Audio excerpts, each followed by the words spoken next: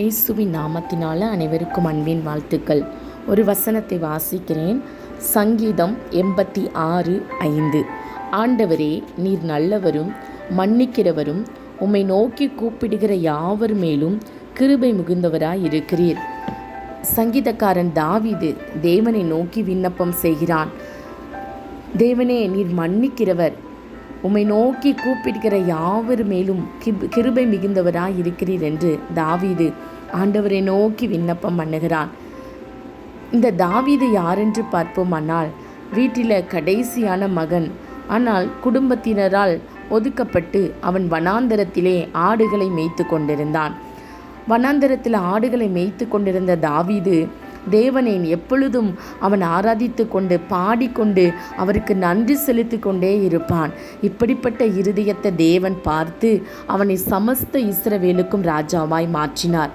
எனக்கு அன்பானவர்களே, இந்த நாளில் ஒருவேளை நீங்கள் உறவினர்களால் இல்லை உங்கள் சொந்தங்களினால் நீங்கள் ஒதுக்கப்பட்டு இருக்கலாம். உங்கள் நண்பர்கள் உங்களை காயப்படுத்தி ஒதுக்கி வைத்திருக்கலாம்.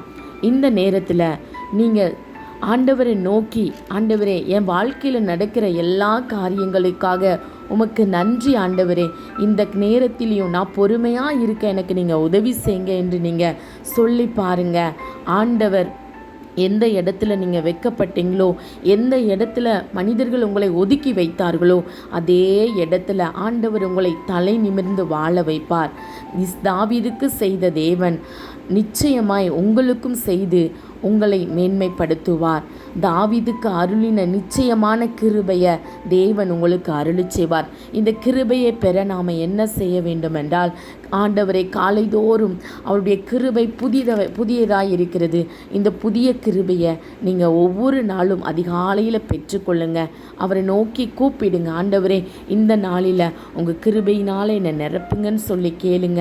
அவர் கிருபை உங்கள் மேலே பெருகும். அவர் கிருபை பெருகும்போது எங்கெல்லாம் நீங்கள் ஒதுக்கப்பட்டீங்களோ, எங்கெல்லாம் நீங்கள் நிற்க முடியாதுன்னு சொல்லி நின்னீங்களோ, அங்கெல்லாம் ஆண்டவருடைய கிருபை உங்களை தகுதிப்படுத்தி அந்த இடத்துல கொண்டு சேர்க்கும். நல்ல ஜெபம் பண்ணுங்க. ஆண்டவரை அதிகாலையில் தேடுங்க. அவர் கிருபை உங்கள் மேலே அதிகமாய் பெருகும். கர்த்தர் உங்களை ஆசீர்வதிப்பாராக. ஆமேன்.